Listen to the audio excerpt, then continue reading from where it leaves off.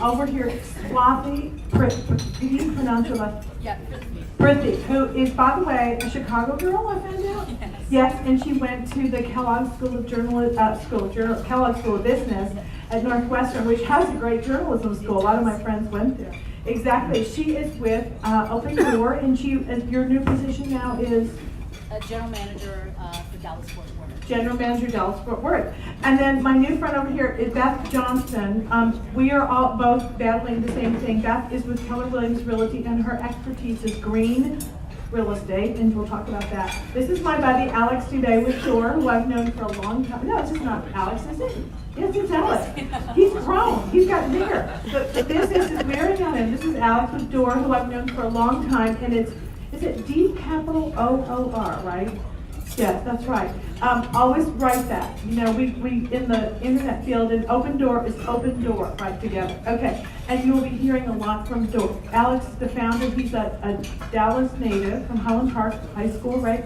And a Harvard graduate, correct? Yes, very good. Now, here's Janelle Alcantara. I can't pronounce anything when I'm sick. I apologize. I got it? Okay. And she is with Galaxy Modern and David Griffin Realtors, and she is the modern lady and a very cool realtor. They're all cool. I love all my agents. But there is one of my favorite over there is Becky Fry, who is now with Compass. She was with Briggs Freeman for years. So guys, let's get going. I'm sorry, I don't want to shortchange you, Becky, but everyone knows you. She is the luxury lady, right? There we go. Real estate disruption has come home to roost in DFW. So folks, what do we need to disrupt? Why is the traditional way of practicing real estate not okay? What is it that makes the single most disruptive activity that your firm engages in that was unheard of 12 months ago? Tell us, even if it's still in the beta stage. Are we talking sales commissions, marketing? And what the heck was so bad about the old way that we have to change it? So I'm going to start with Becky. Thank you. You go. Yeah. Perfect. Thanks, Candy. Yeah. Anyway, glad to be here. Thank you. It's good to see everybody. So, you know, I've done real estate since I got out of SMU, so yes, that's a long time. So I've gone through a lot of different disruptions in my career. And I think this last wave we've had has kind of, I think, has shaken a lot of people up. You know, it started with, Door came knocking on everybody's door. You know, we had Zillow, Redfin, and we've had a lot of different changes happen. And I know when Zillow first came about, my clients would call me all the time, well, what about this house? What about this house? I'm like, where did you find out about that house? Well, it's on Zillow. And I'm like, what is Zillow? It was so un-Zillow for a long time. And then I had to get Zillow happy. So I think it's been about, just embracing all these changes. It's just like embracing DocuSign, and our transactions go so fast today, and the lenders move fast. Everybody moves fast. Our clients know about the properties before we know they're on the property, on the market. And so I think those are all just disruptions that have just made us all be on top of our game. Well, at least you didn't tell the founder of Zillow that it was a terrible name like I did in San Francisco. I said, the worst name, I didn't know who he was. And I said, that is not a very good name in my opinion, my humble opinion. You're not going to go very far with that name. Whoa. Okay, that is great. Janelle, what is your deal now? You're into this whole contemporary modern twist. Tell us about it. Well, first of all, thank you very much for inviting me to be here. It's quite an honor to be speaking to the Dallas Builders Association, an organization which I love very much. So I think to talk about the industry first as a whole, certainly the disruption has come with the natural cycles of the real estate market. So at any given time, we're either in a buyer market or a seller market. Either our economy is doing well or it's not. And so I have survived the downshift of the market in 2008, 2009 when the market crashed. Some very interesting things happened during that time. A lot of people that were in real estate got out of real estate. They didn't have the tools and the capacity to continue on as the market changed. And so I was one of the fortunate ones that was actually just starting my real estate career at that time, and maybe I was young and naive, I don't know, but I survived that crash of the market by looking at real estate and marketing in an innovative and a different way, different than a lot of seasoned agents were doing. And so my business thrived and survived. And so then we saw the rise of the real estate market, and what we've been experiencing over the last several years is kind of a flooding in the industry of all of a sudden everybody wants to be a realtor, and everybody wants to be an investor, and everybody wants to be a home builder because the market's been so good. And so when I think about disruption in our industry, I think that a lot of times it's the new people that are out there, the inexperience in the industry that's causing disruption in our market. And we've all had to deal with the inexperienced agents and brokers and lenders. And it makes our job more difficult to try to navigate our transactions through to successful closings when we don't have a team member on the other side of the transaction that's experienced that can keep the deal together. Let me just interrupt. The Trade Association and National Association of Realtors reported this summer that almost 30% of its members had fewer than 2 years of experience. Even with younger workers entering the industry's ranks, the median age of agents is still in the mid-50s, and the NAR has seen a whopping 6% increase in membership over the last year. Sorry. Great statistics. So what am I doing and what is my firm doing to approach these challenges that we have? Well, first of all, a little bit about my business. About 80% of my clients are builders. So I work with a lot of you in this room, and my practice, my real estate practice, is really geared towards the needs of builders. So when I was asked to be here today, it was really because I am not out there disrupting the real estate market as a whole. I am trying to innovate the services that I offer to my builder clients. So when you ask the question, what's something that I'm doing now that I was not doing 12 months ago? One of the things, two things come to mind. One of the things that I'm doing now is I'm offering GPS tracking devices to my builder clients to install in their appliances. As you guys know, we have a huge organized crime ring of people out there that are stealing appliances from our new construction homes. They're very good at what they do, and they're very bad about destroying our properties and doing damage to the floors and the windows and the doors as they're getting $20,000, $30,000 worth of appliances out of the home. So I decided that an answer to that was to offer as part of my services GPS tracking devices. You can put those into your appliances. It will send you a text notification if that appliance moves, and you'll be able to call the authorities immediately and hopefully get your wolf range back. That's amazing. That's amazing. I can say one thing on that one. Yeah. So I have a builder with tracking devices in his, and it was, 3:30 in the morning, and he gets the ding, ding, ding that, oh my God, someone's moving, my Viking range. And so he calls the police, and the police are on their way, and he's watching them on his video, drag it out the front door, load it in their car, and drive away. And he's like, he's on the phone with the police, like, well, wait, they just took it. And you're like, oh yeah, we're on our way. So there's a disconnect between getting there and knowing someone. That's a part of the problem too.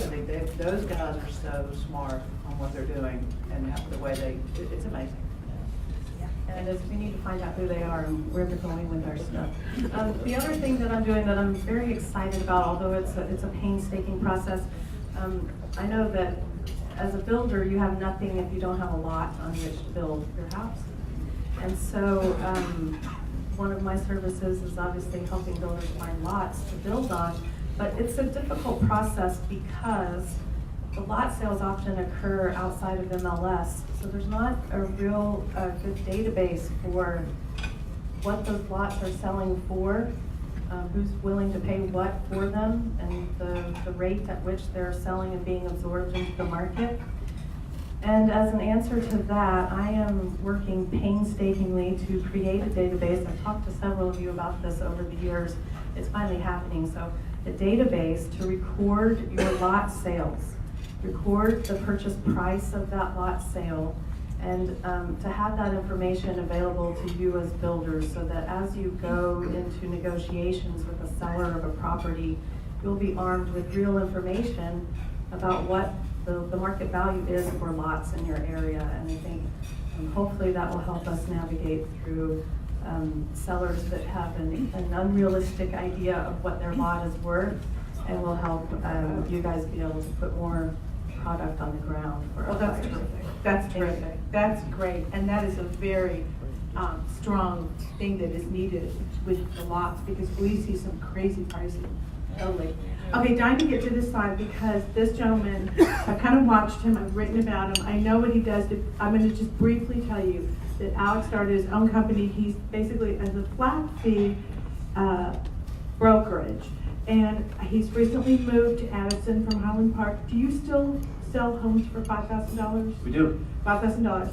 Okay, I want you to tell us a little bit about why you started this company, and what are you doing differently now than you did 12 months ago? Yeah, hi everyone. My name is Alex Dubay. Started disruptors.com about 3.5 years ago. I grew up in the Park Cities, and about 5 years ago, my mom sold her house, and she paid 6% to a traditional realtor, as tends to be standard in the U.S. And that was a little over Two realtors. Yeah, two realtors, but it was a little over $50,000 in home equity dollars. And when she told me the story, she offhandedly mentioned, and by the way, I didn't get a thank you note. And that was what really caught me, for whatever reason, was the lack of gratitude and the really high expense. And so, as I started looking into the market, what's going on is a really interesting thing right now. 30 years ago, you couldn't get access to the MLS because there was a printed out booklet. 95% of people now look online to buy their home, and 2016 was actually the first year in which a majority of people bought a home they found on their own. So realtors are procuring cause of home transactions now about 30% of the time. That's NAR data. And so the market has totally transformed. In my view, I don't think agents really sell homes any longer. The market sells homes. The market is too transparent for anyone to sell a house for a quote-unquote above market price, because that just doesn't exist anymore. The market is the market. And so we sell homes for a flat $5,000 regardless of the price of the home. We stage it, 3D model, photographs, yard sign, lockbox, etc. If you buy a home with us, we give cash back on that sale, and then we're vertically integrated with title and mortgage, soon to be home insurance and home services. And we leverage technology then. The average agent in the country does 4 or 5 transactions per year. Our agents last year did 50 or 60. This year they'll do 80 to 100. And that's while driving what's called a net promoter score, kind of a measure of client satisfaction, in excess of 70. And by comparison, RE/MAX in 2017 had a 6, single digit. So 10x better client satisfaction. We've saved our clients an average of about $10,000. And we're vertically integrated to make the whole process much easier, so it's just a one-stop shop for our clients. Now, quick question on that. You said it's a flat fee of 5%. 5,000. 5,000. Okay, so you've got the seller, that's for the seller, but the buyers coming in, you're giving them the 3%, right? Yeah, so all our sellers offer 3% commission. Okay, so what's the cash back to the buyer then? So 1.5% back. Okay, so in other words, what you're saying is that, how are they getting, where's that money coming from that they're getting back? Yeah, this is one of the really hard things, I think, in the industry. I wrote this article that I published last weekend, and I'm assuming everyone in this room knows this, but it's the industry, the transaction's rife with indirect payments, where the buyer is told that, don't worry, my services are free. And I just don't think that's true, because it's the buyer's money, you're bringing the money to the table, and of course, 94% of the time in DFW, 3% is offered as BAC, buyer's agent commission. And so 3% of the transaction price is usually going to a buy-side agent. In our case, you can get up to 1.5% back. It's 1% standard, an extra quarter point if you close the door mortgage, an extra quarter point if you close the door title, so up to 1.5% But cash back. where's that coming from? Is that agent not getting a full 3%? No, so our agents are employees. They're not independent contractors. But that's that's the one that's coming in, is the buyer. Am I missing something? I don't know. Okay, am I missing something? Yeah, okay, so If we represent you as a buyer, yes, Door Texas Realty, our brokerage, gets paid 3% commission 94% of the time, and we give our client back cash out of that commission. if Becky brings you, Becky's bringing you. She gets 3%. She gets 3%, so then that, you're not giving that cash back. Correct, because we're representing the seller in that case. That's what I'm making, okay, Yeah. gotcha. So it has to be a door agent on both ends of the deal. No, so about 92% of our deals are with third-party brokerages right now. So if Becky had a listing and we represented a buyer, we'd give that buyer a lot of cash back. Probably, How $10,000, are you staying in business? $15,000. How are you staying in business? How are we staying in business? Well, we've raised money, as my friend to the left here has as well. And so we're venture funded. And in addition, it's a totally different paradigm in terms of transaction volume. So 80 to 100 transactions per agent this year. So it's a volume-based business to be sure. Okay, I'm sorry, just gotta get those, really wanna get clear on those numbers, so thank you very much. Beth, how have you changed? This is the lady who does the green real estate, and of course, it's all around us now. Yes? And I'll preface this by saying that my friends that know me here, to hear Beth Johnson, who cannot physically talk today, is a real treat, right? So just bear with me as I'm laryngitis. Okay, so I'll take this in two chunks here, if I may. On the green part of it, green, as you all know, has been a big disruptor in the construction industry. And those few of us realtors who do specialize in that, my business is about half, where the product has something to do with green, which is typical of specialties, So, starting with Frisco in 2001, huge disruption, first city in the country to mandate that every house that got built was going to be Energy Star plus some other stuff. So you were either doing their game or you were out of Frisco. That then became the catalyst for that whole northern tier. So then 2006 comes along, we've got the Greenville, Texas program. T.W. Bailey, our former president here, was publicly saying, in 5 to 10 years, if you're not building green, you will not be building. Those of you that remember, he said that. Well, lo and behold, even with the downturn, that is totally true now.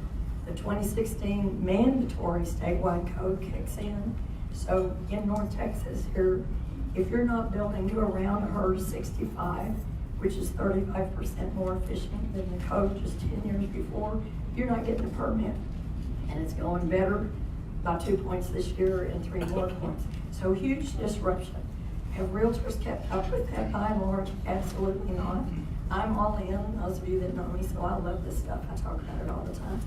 In 2008, we didn't have to, but we chose to. I was honored to serve on the committee that rewrote our local MLS so that the search fields could be put in there so you could actually search for this stuff. So to just tell you where the market has changed, in 2009, when that first went live, and I did a search for active listings in the 16 county metros, however many counties it is, it's a lot of counties, area that were Energy Star, Greenville, Texas lead, HERS rated, or anything that brag on particularly about green, there were a grand total of 12 listings. So my realtor friends would say, well, how are you going to make a living if you can only sell 12 listings? Good question. Okay, fast forward. At any given month, when I update my website now, in the 4 or 5 main counties of metros here in the Metroplex, there are usually almost always right around 2,000 that meet that criteria. And so that's pretty cool. So that's where we've come, that's where we're going. But think about it, the type of homes such as Nevada Court, where we did our grand opening with the Greenville, Texas program in Denton in 2006, around HERS 65, HERS 70, could not even get a permit today. So those were bragging rights for the day, but they wouldn't get a permit now. So most of you are better than code builders. So the floor has risen under you, as TW and everybody else always said it would. So you're having to keep ahead. And then we've got to figure out how to market and explain to the public why being ahead of code is better. Now, one quick thing on the tech aspect of it. KW, Keller Williams, my brokerage, the biggest one in the world by agent count and closed units and transactions volume in the U.S. 4 years ago, our founder announced, Gary Keller announced, that we were morphing from the training coaching organization disguised as a real estate company that we had considered ourselves for 30 years. And we would become a technology company disguised as a real estate company. Why? Well, it's because of some of my fellow panelists sitting here. The race is on, and it's a do or die type of race. So what we did was committed $1 billion with a B to a tech fund, brought in an army of hundreds of in-house, not rented, but owned tech people, set up labs with around 170,000 agents, where the agents would decide what they needed and help create the product and test the product and use the ever-evolving products, so that our vision is in-house. So we're well into, it will never end, we'll always be growing, but we're well into creating what we envision as the operating system, if you will, for real estate. And it'll be just ours, and everything you do as an agent or a buyer or seller will be within that operating system. And we have our own Keller laptop, we have this command platform, we have Kelly, our in-house artificial intelligence. Why do you care about any of this as a buyer or a seller? Well, this is just one tiny instance. It's Saturday night, you're sitting out in the car with your buyer, you're about to make an offer, you looked up stuff before you went out for the day. But, things change during the day. So you're sitting in your car, and you go, and Kelly is the name of our AI. Like Alexa. Alexa or Siri or something. Right. So all of this communicates with her cloud, and it's live on the go. So you go, Kelly, what are the chances of an offer with these provisions being accepted in this neighborhood based on current market activity? Boom, within a very short period of time, you're gonna get an answer. So Kelly's always learning, growing, etc. So we also have Keller Mortgage that came out about 18 months, 24 months ago. Not because we wanted to diversify into different industries, but because we wanted to advantage our clients, both sellers and buyers. How does it help sellers? Well, there has to be a KDP agent involved in the transaction, either representing the buyer or the seller. So if you're a buyer driving down the street and you see 6 Keller Williams signs and 4 other signs, and by the way, KW has 38% of the listings in our main counties, so that's pretty cool. So you see those signs, you know that on average, you're gonna save $7,500 in closing costs through Keller Mortgage. What does the seller pay?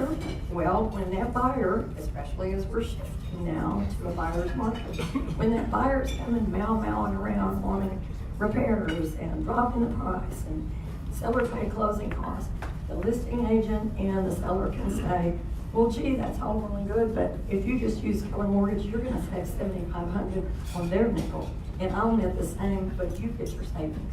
So it's all good. It helps the transaction, and it totally advantages our sellers. So I'm hearing a common theme, and this is great as we get to our open door people. Who's our iBuyer? Consumer. This is what real estate, this is the big shift that has come about. It's all about the consumer. And so now here we are to Open Door, our iBuyer. And by the way, if you guys don't know what an iBuyer is, read Candy's Dirt, because we told you all what it is. An Open Door, which is not door, in this marketplace, and I love that you guys are at the same table, is you will buy your home, you actually do everything online. Talk about artificial intelligence. I'm told that you guys are able to look at a photo and delineate whether it's Formica or granite, right? That sounds Yes. wonderful, and I'm Okay. sure it was like, At one of your conferences, I learned that. Yeah. So I'll let you talk about the company and how you work in it. Homes under a certain price range, yes? Yeah, absolutely. Okay. Thank you. My name is Swati Prithvi. I am the new general manager for Dallas-Fort Worth for Open Door. And by the way, she came from Uber. I want you all to know that. I did. Go ahead, sorry. Yes, I did. and then most recently moved from Orlando. So Open Door is a real estate technology company that is transforming how homes are bought and sold all across the country. So we are in the Metroplex, we are in 19 cities today, and our plan is to be in 50 cities by the end of 2020. And like Candy mentioned, we invented the category of iBuying. And you talk about disruption and the focus on the customer. And so I think where we've sort of disrupted or added value is reduced this 90-day sale process down to 48 hours. So traditionally, when you think about it, you list your home, you spend weeks or months getting ready. The timeline is uncertain, the price is uncertain, and what Open Door helps you do is avoid the hassle and get a all-cash competitive offer within 48 hours. Online, correct? Online, It's yes. online. And so if you're a seller, you go to opendoor.com, fill out a few questions about your home, and get an offer within 24 hours that is an all-cash competitive offer, and that sort of gives customers control, particularly at a time when there's not that much that seems like it's in their control. And so giving them flexibility and control over their timeline is one of the main pieces. So the focus on the customer, absolutely the case. And so what we believe is once you do give the customer the flexibility, they're in control of their timeline and they can decide when and how they want to move on to the next chapter of their lives. But I think the interesting thing that we're also doing, the gentleman before us mentioned coming together as housers. And so I think the disruption, right, is coming together as housers to focus on customers, to make sure uncertainty, hassle, stress is sort of taken out of the process, and we give them control. And I think we're doing this by sort of expanding the pie. We work with a lot of brokerages here. We work with a lot of home builders. We launched in 2015, so this is our 5th year of operations, and since then we've paid out $21 million in commissions, which likely makes us the largest sort of payer of commissions in the Metroplex. And for home builders, we remove the biggest blocker for sales, and we create non-contingent buyers with a flexible timeline. And so the disruption, to sort of summarize, is one, focus on the customer always. We start and end with them. They're everything that we do. And then second, we do this as a community and we come together as housers. So we, with partner brokerages, with our partner home builders, all of that, we do this together to focus on the customer because we're all aligned. We all want the customer to move on easily to the next chapter of their lives and do so with control, do so on their timelines, and with peace of mind. Now, let's talk, I'm gonna grill you a little bit on numbers just like I did Alex. So, someone's gonna come in, traditionally we have the split, the Yep. 3 and the 3. Yep. How does that work with your company? Absolutely. So we honor all listing agreements, Okay. and on the sales side, and on the buy side, 90% of so on the buy side, which we didn't even talk about, on the sales side, it's really easy. You go to opendoor.com, you get an all-cash competitive offer, and you can close on your timeline. And it's 3%.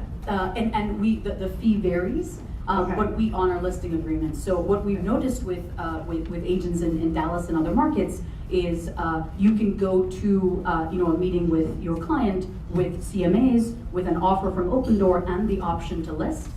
So it gives the customer optionality, and so they can decide which way they want to go. On the buy side, talking about numbers, 90% of our transactions are basically with a buyer that's represented, right? And so that the commission number comes from that.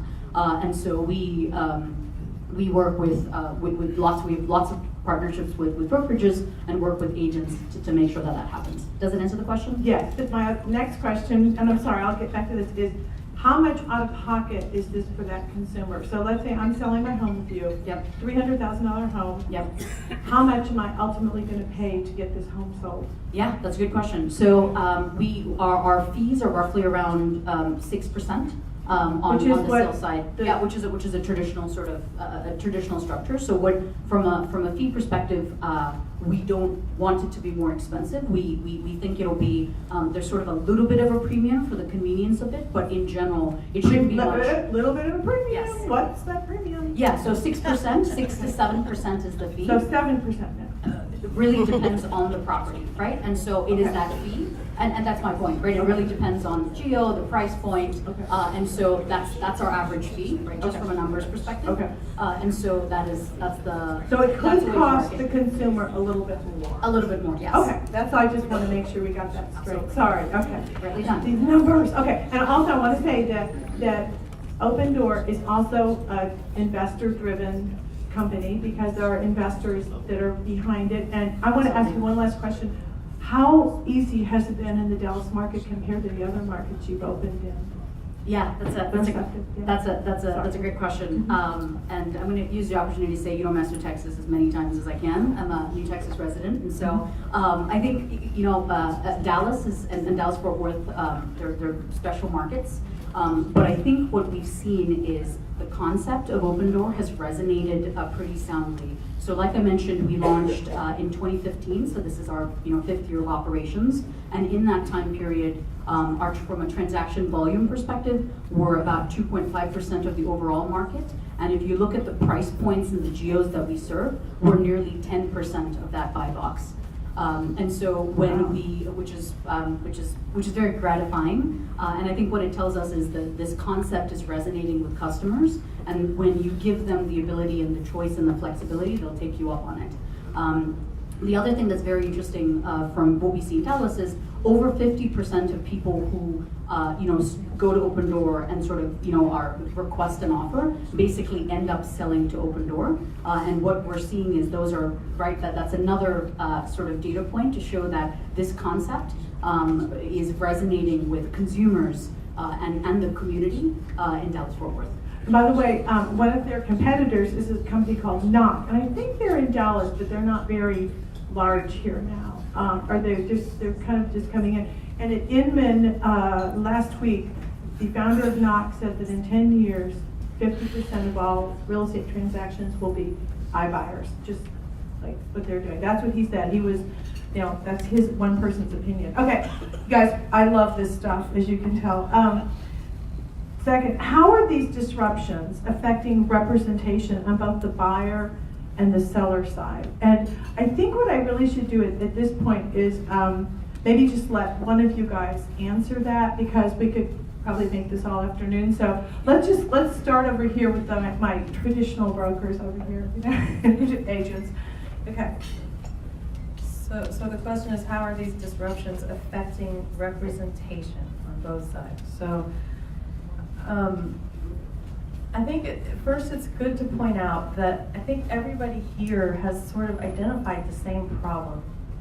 And so I commend Alex and his company for identifying that sometimes, unfortunately, people do not get the service that they need from an agent. And I think that that's what happened when you sold your mom's house, and that sparked your solution to that problem to create a solution, because you didn't feel like your agent deserved the fee that they were paid to sell that house. So I think the reality is there are a lot of real estate agents. There are a lot of people licensed to sell real estate. And certainly a considerable portion of them are not great agents. So I think that, Becky is a very, very successful agent. She's had wonderful tenure here in the Dallas market, as have I. And the reason that our businesses thrive is because we offer services to our client that are very, very complex. They are very complex. A lot of people have the misconception that home buying and the job of the realtor is to find the house. That's not really the job of the realtor. That information is available to the public, so anybody can go to the MLS and find the houses that they want to look at, and they can decide what house they want to buy. Our job really begins when that house goes under contract. It is navigating the transaction process every step of the way. It's understanding our buyers' needs and how, what sort of house they need to live in and to raise their families in. And I don't think you can streamline that process. There are a lot of professions that do not necessarily benefit from a corporate overlay. home building is one of them. Would you guys sustain your businesses if you were paid $5,000 to build a house? I don't think that it works that way. So what I see as far as the way that people are getting represented by these kinds of agencies or services, I see buyers come into my house that I have listed. They have one of these agents with them that's getting paid a salary. That agent stands in a corner and they're on their phone and they're texting and they're emailing and I don't know what they're doing. While I'm walking through the house with their buyer, asking them questions. How do you use your kitchen? How do you entertain? How are you going to use this house? And so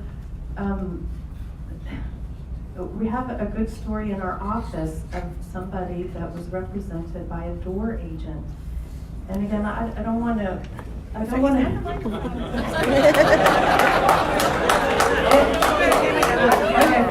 to give her the microphone. Okay, just real quickly. A very great listing agent in our office, a very great experienced agent, had a house listed, $1.3 million property in Highland Park. The property had a little bit of deferred maintenance. She told her seller, be prepared. When we get your house under contract, you will be asked to repair some items. And I want to set your expectations around a number like $30,000 to $40,000. So lo and behold, a buyer comes, that buyer is represented by a door agent. The contract is written, repair negotiations should have begun after that point. That's a very critical part of the process. That door agent was not well skilled in repair negotiations and did not ask for the repairs that our agent had already prepared her seller for. Great for our seller, wonderful situation that our seller did not have to come out of pocket and didn't have to be bothered with the repairs, but not so great for that consumer that bought that property. $40,000 worth of things they could have asked for if Becky had written that offer. Becky would have asked for those things and her buyer would have received those repairs on that house. Okay, we gotta give them a chance to respond. Yeah, so I don't know that specific story. I hear stories about door a lot, I think, and I think a common refrain you hear from traditional real estate, and absolutely there are good traditional real estate agents, absolutely. I think one of the problems in the industry is it's too easy to become a real estate agent, and so in actuality the mode number of transactions real estate agents did last year, so the most frequent number of transactions real estate agents did last year was 0 in the country. About half of agents did 0 transactions. So I think that's a problem. But we hear a lot this idea, well, you pay for, you get what you pay for. A door, $5,000, you get what you pay for. And I think that's just a really weak refrain that you hear in the traditional real estate space, because I would ask, why don't you charge 7%? Why don't you charge 8%? Why don't you charge 10%? You get what you pay for. Why does it cost $60,000 to sell $1 million house, and it costs $30,000 to sell a $500,000 house, and it costs $6,000 to sell a $100,000 house? That doesn't really make sense to me. So you get what you pay for, I think, is a kind of the last bastion of the traditional real estate space, because it's a really easy thing to say. What does that mean? I don't know. And when you actually look at data, the traditional real estate experience tends to drive a pretty poor one. It's something like about a quarter of people would reuse their realtor. Again, objectively, we drive a net promoter score above 70. You tend to see a much lower one than that in the traditional real estate space. And you also look at sale to list price ratios, so the average price at which a home sells versus the price at which it was listed. Last I looked in DFW was about 98%. That might have changed towards the end of last year, but about 98%. So I always like to say you pay 3% to a realtor to save 2%. That doesn't really make sense to me. So I think that it's really easy to say things without data, and I think that because this is such an important high-value transaction to a lot of people are really scared about it. It is a really scary transaction to go through. And what you've seen, and Swati came from Uber, so the case in point, low value, high frequency transactions got disrupted really fast. Uber, crazy fast. Amazon, that had taken over low value, high frequency transactions. which means low risk transactions. This is a high risk, infrequent transaction, which makes it, I think, a lot harder to disrupt. And so I don't think that the idea that, oh, you get lower service, I don't think that is borne out in any objective data I've seen. And then secondly, and this is what I think is really interesting, when you look at market share of non-traditional brokerages in DFW and Houston, and I put Open Door in that bucket, Redfin, us, et cetera, market share of non-traditional brokerages has been doubling year over year for the last 2.5 years. And it's fairly small. It's about 2.5% as of the last Q4 last year, 2.5%. But that's up from about 1.25% the year prior, up from about 0.75% the year prior. And so the question in my mind is that the beginning of a linear trend or an exponential trend? And my bet is that's the beginning of an exponential trend, meaning that's going to be 5% at the end of this year, 10% in 2020, et cetera, et cetera, et cetera.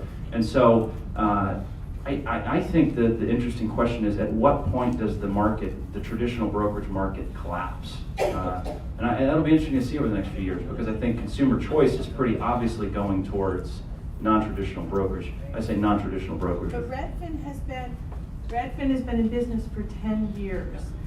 And it could be that it's just a very slow crawl. Could that be it? I mean, because what isn't anything wonderful in 10 years? No, yeah, exponential trends are very slow. That's for sure. But when you start from 0, then you go to 0.1, then 0.2, then 0.4, then 0.8, then 1.6, et cetera, et cetera, et cetera. It takes a long time for that to turn into anything. But then suddenly it turns into something really fast. And it looks to me that seems to be where we are right now, where you go from 1.25 to 2.5 to 5 to 10 to 20 to 40. That's an exponential trend. And obviously, if we had a crystal ball, everyone would make a lot of money because you can see the future. You can't, but it looks like we're in the beginning of an exponential trend. Okay. Oh my God, you guys, this is too good. Becky, I gotta get you in this. Okay, well, I might have a little word or two to say about this, but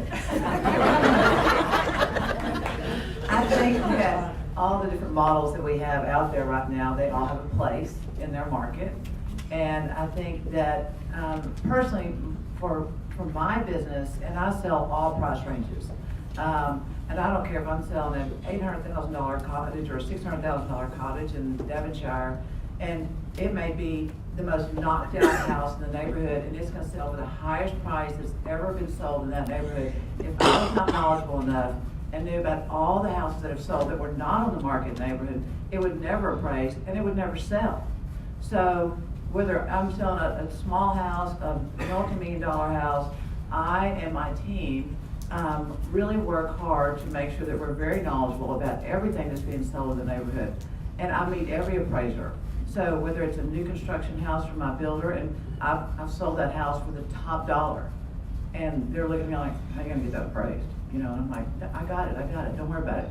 But I also know every other house that's sold, and that's sold off market, not in MLS, so that I can go and meet that appraiser and I can say, this is why this house should sell for this amount. And let me walk you through this house and show you all the details that are in it. That was not like the one 3 doors down that just sold for $50 less a square foot. There's a reason. And so, we work very hard to be very knowledgeable. And I think that we earn every, penny that we charge, or that we don't charge, but that we're paid, because we do make ourselves an asset to the seller and an asset to the buyer. Okay, thank you. We have so much to cover, guys, and I know we want to have, let me pass this down. Thank you. And we want to have some questions. I'll make it quick. Thank you. Yes. This is great. I was going to say, I think I agree with the panelists. The navigating the transaction does bring value to it. I think so. I think there's sides to both arguments, and I think I loved what you said, that there's a place for everyone, right? And ultimately, when you focus on making sure that the consumer has choice and flexibility, there's a place for everyone. And so just wanted to say I agreed with that. And disruption aside, I was just thinking about this earlier. At the end of the day, if you look at Open Door's model, disruption, tech, AI aside, we're an all-cash buyer, and we have 300 plus homes you can buy on the other side. Right? It's as simple as that. And sometimes, we can make it more complex, but it boils down to that. This is great. And by the way, I want to tell you all in my notes, this is that there are companies like Door in almost every major city starting up in the United States. I think Denver has one. I can't think of their names offhand because they all have these really creative names. They're not simple. Was it? Trelora. Door is much better. Much better. Okay, we're talking to builders, so can we have one more question and we can do some Q&A? Because I'm sure, do you have questions? Yeah. Questions? Okay. Hang on. Are any of these activities geared specifically towards, or will, directly affect the new construction market? I mean, let's put this in perspective for our audience, which is mostly home builders. I mean, we've got this tremendous disruption going on in the way we're buying and consuming real estate.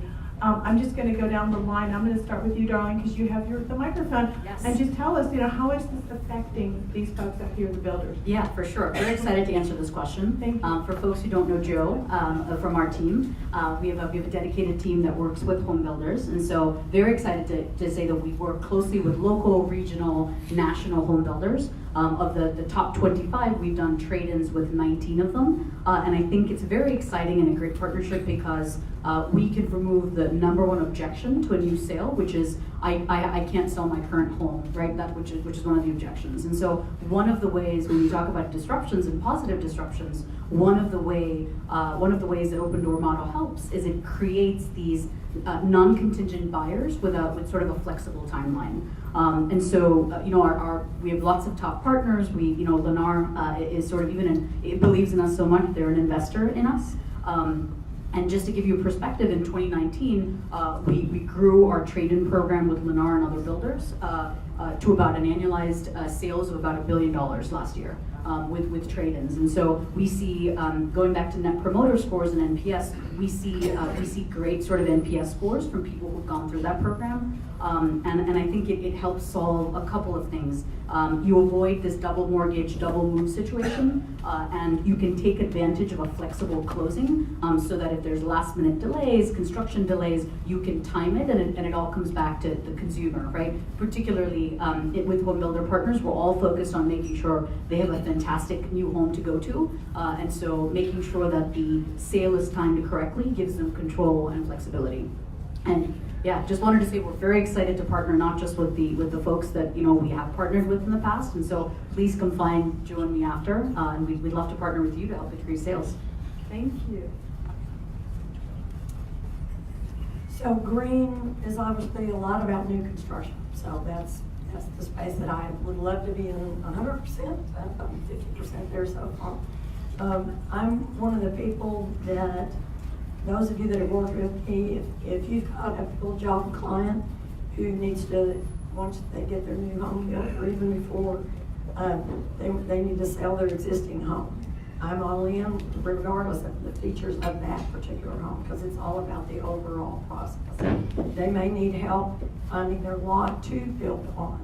And a lot of realtors, because you don't make much money on a lot of lots, they don't want to do it, they're not enthusiastic, they don't know how to do it. Again, I'm all in on that. I once, thankfully just once, but I don't know if Don Ferrier's there today, but those of you that are working with me know, I literally one time spent 5 months helping somebody find their $50,000 lot to build their $1 million house on. And the reason it took 5 months was because, by the way, we had to change the deed restrictions in the process. So, I love to get stuff done. And that was for a $1,500 commission. So, I'm not saying I want all the wild and crazy stuff, but if you want somebody that once I take on a client, it will get done. If it can be done, then that's me. I think that's all I have. Okay, thank you. And Alex, builders. Yes. Yeah, builders. I'm like my mom's story. I'm super passionate about preserving people's home equity.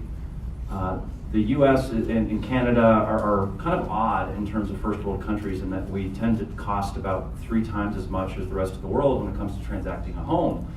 And so looking at builders, I think home equity means kind of profit, right? Profit margin. And what's easy to forget when we're talking about 5 or 6% commission, and let's use 5% for easy math. You have to sell a $500,000 house. $25,000 in commission. Let's say you have $100,000 in home equity or in profit margin. That 5% commission is actually 25% of your home equity. And I think that's easy to forget, whether you're a consumer or you're a home builder. But I think home builders particularly feel that keenly. If you can reduce your commission by a couple percentage points, that's a massive increase in your profit margin when you go to sell. So that's what really excites me for both consumers and home builders, is how do we preserve more of the home equity dollars that you take the risk to earn? Because homeowners pay taxes and insurance, and builders pay the cost, and they do a lot of work. And so I am really passionate about preserving those home equity dollars for the people that take the risk. That's the way I look at it. I will just say this. You know why it's so complex and takes so long to buy and build a home? Because of government regulations. So I agree with everyone. There's a need for every different type of service that we're talking about here today. I think that if we really kind of hammer down on what the builders need and what they can expect out of some of these transitions, and how to prepare for them, and how agents can help them, I think we should talk about the inventory. There's a 2-year supply of inventory in the $1.8 to $2 million space in Dallas, a 2-year supply. So if you're a builder and you've got one of those homes sitting on the ground, you need an advocate. You need somebody out there pounding the pavement, pushing your product, telling the other agents and the other buyers about how wonderful your home is. You need agents out there that really understand the needs of their buyer clients. What kind of home are they looking for? What home is going to work for them? And how can that agent identify the correct property for their buyer? So you need people out there that are doing research for you and that are working for you and spending time making sure that your product is not sitting on the market for 2 years. And I think, again, there's a need for everything. There's a need for every kind of service. So in this room, there are probably, there are people that will want to use all different types of services when they go to sell their own personal home. And I think it's important to remember that there are all different kinds of buyers in consumers. There are 15% of buyers want the cheapest service that they can get, the cheapest product they can get, whether they're buying a car, a house, a new watch. They want the cheapest of the cheap. 10% of buyers want the most expensive car, house, watch, product. And then there's 75% of the people out there that want really good value for the service that they are, or for the money that they're spending. They want good value. They want to understand what the value is and the dollars that they're spending. And those are the customers that come back to me. They are top-level executives with big corporations. They are business people, and they do come back because they need service. Maserati versus a Kia, right? That's right. Becky, you get the last word. You get the last word. Okay. I think at the end of the day, we all are providing a service of some sort that everybody likes, or that everybody needs. And the builders look to us, the builders I work with look to me from the time if they're gonna buy the lot and what they should pay for the lot and what the plan should be, and is it a traditional neighborhood or contemporary, how traditional, so like you said, we all provide different services, and every builder has a different level of service that they need. So, I think it's a great market. We're all lucky to be in Dallas, and let's make it great in 2019. And we're gonna take some questions now. I'm gonna pass this on. Any questions from the group? Yes, Alan?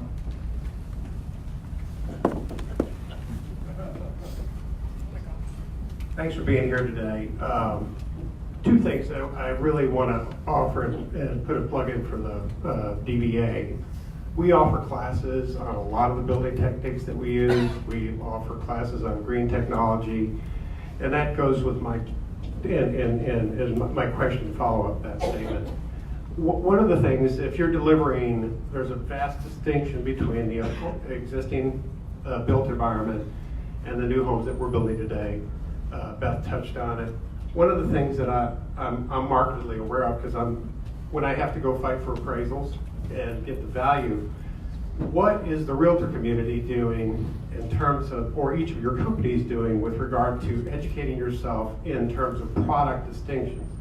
Because when you walk into a Chevrolet dealership expecting to and pay for a Maserati, you're there for the wrong reason. So the other thing is, in the housing space, we do not see the distinction in terms of product types, in terms of appraisal and awareness. So one of the key things, realtors are the market makers. You do know that you are impacting the market, but in terms of educating the clientele, in terms of what the vast array of product that's available out there from, for instance, I'm building homes that are, my average HERS score is 35. So at that kind of a number, there's a difference. There's a valuation difference. The American Institute of Appraisers recognizes valuation differences. What are you doing in your companies to understand the distinctions of product that's out there? And also in comparison to the built environment versus our new green product that most of the builders are doing today. Thank you. Just time for a couple of brief answers. I don't know if our company, Compass specifically, we have different speakers that come in and on our Monday meetings, and so we do get a lot of knowledge from that. But just personally myself, if I'm working with a buyer or somebody on my team is working with a buyer, we're all knowledgeable about whether it's, and I'm happy to share with my buyers when I'm walking through that, this house has a certain brand of window that's obviously cost a lot more than the house 2 doors down, or it has, foam insulation or not foam insulation, or has tankless or not tankless. I mean, there's all those different things that we do, and there's no different if I'm meeting an appraiser, and I say this is why this house is going to sell for so much money. And if you're showing a client, a resale house, and then you show them a new house and it does cost more, I mean, that's easy. I mean, you can just show them utility bills, and it's crazy today the difference between a resale house and a new house. Obviously with the other side has the disruptors. Okay, disruptors. I think not too much to add beyond that. We do recurring training with both of our broker and third parties. And then, there's just it's incredibly data rich these days, and there's a lot of data to be found on utility bills and different brands and that sort of thing, but not much to add beyond that. Anyone else? Well, full service real estate agent does not necessarily mean full knowledge, effort, or results. So keep that in mind. We are not all alike. So we wrote those search fields for a reason 10 years ago, and it's still the case that for new construction, especially energy efficient new construction, many of them are not used at all, but should be. I've been in the home, or whoever the builder hired did not put it in, and it was there. It should have been marketed. And even worse, some fields are checked that are incorrect. That feature is not in that home. On the appraisal side, what I do to get the buyer is the same stuff you do to get the appraiser, okay? So on every listing, I'm just kind of a marketing geek, I guess. So I do whole special features and benefits, the bullet points, not just what it is, but why you should care. Every appraiser has to go through me on my listing. They cannot get in unless I meet them at the door. And I have my charming face on, and I've got their packet. If there is a legitimate story to tell that's good for the house as to how the market responded, I do it as a memo to the seller, but it's for the appraiser, that tells if it's a good story, how many showings, how many offers, et cetera, et cetera. If the appraiser had any doubt about the contract price, like the data's kind of weak, I can't swear, they'll never admit that influences them, but if it comes up short, I would rather know that I did absolutely every single thing I could to avoid it. Thank you very much. Next question. Anybody else? Yes, this gentleman.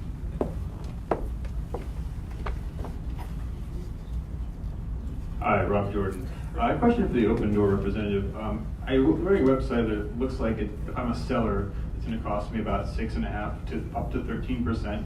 Is that on top of the commission I'm already going to pay to the seller's agents? Is that how that works?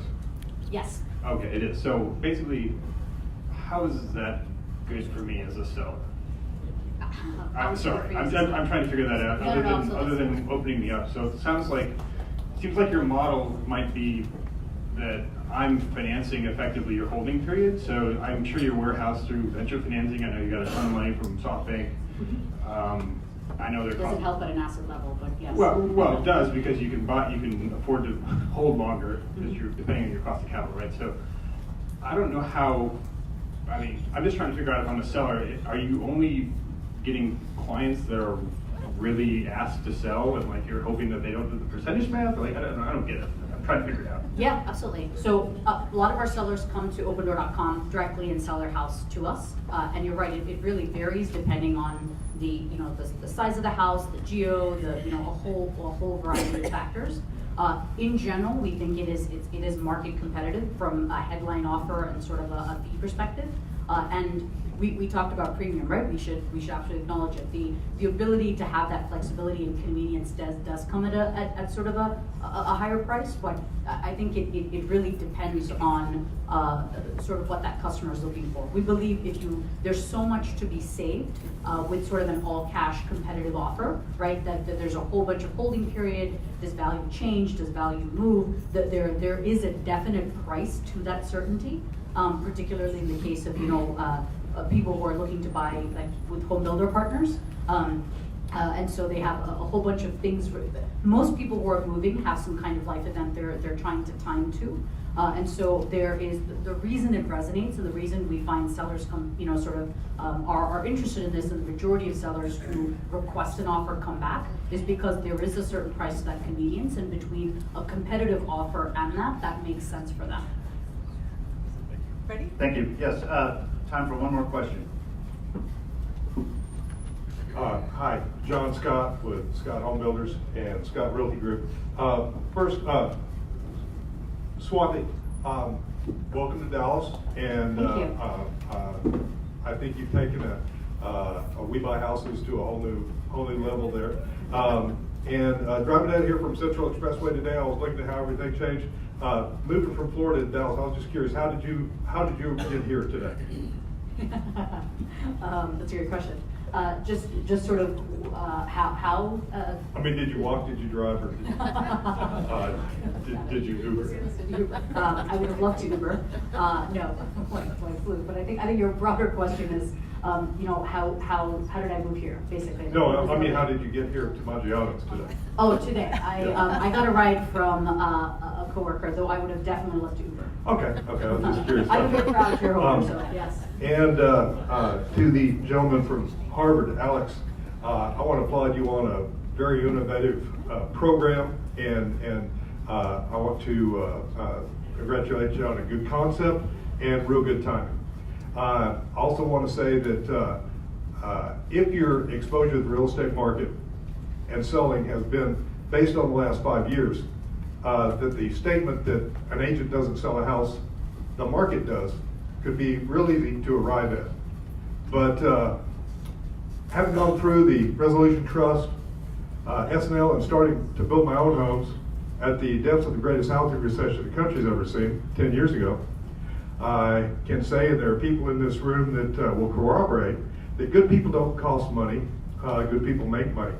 And specifically for home builders, when buyers sometimes look at builders' product as commodity, the well-trained salesperson can be the difference of up to a 10% change in margin and volume. Because there may be some salesperson that if they are in a model home versus a hostess with an internet connection, will totally destroy that person and will result in double the volume and up to 10% gross higher margin. And I've proven it. Thank you. All right. Well, thank you all. This has been. Can we comment on that? Yeah, sure. I think the point about the market we've been in for the last decade is a really great one, and one that keeps me up at night and probably keeps the folks at Open Door up at night, I'd imagine. Because obviously with Open Door, with any iBuyer model, if the economy slows down, holding costs go up because they have the homes on their balance sheet. And that's an expense on the order of, my guess was $100 million a year kind of thing for Open Door just in DFW alone. So it's expensive. So there's no doubt there. When the RTC crisis happened, the internet, wasn't what it is today, and I think that that has truly changed the way people behave these days. And ultimately, there are two variables when it comes to selling a home, in my view. It's price and it's time on market. And you know, days on market goes up when the economy slows down, and as it did back in '08.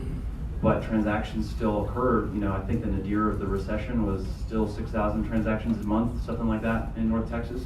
So it was happening, but it was half of what it is today. So that's a really hard one to answer. That's way above my pay grade. Hopefully Yellen's thinking about that one. And it doesn't look like interest rates are going up again this year, so that's good. Yeah, it's a point, we'll take it. Okay. Yeah, I think this should be continued, because, you know, there's so many other things I wanted to talk about too, about the fact that, what do you guys, don't you think NRT is thinking about becoming iBuyers? Don't you think Keller Williams is thinking about becoming what if Compass opens up an iBuyer thing? I mean, you guys, to be continued, and thank you so much for coming. I'm gonna go back to you. Thank you. Thank you all very much. Yes, thank each of our